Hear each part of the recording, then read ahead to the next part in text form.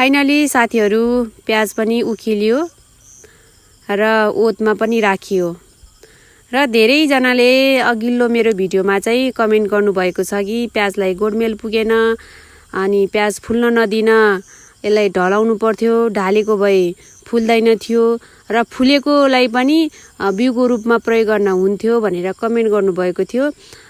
सम्पूर्णमा कमेन्टको लागि सुझावको लागि धेरै धेरै धन्यवाद।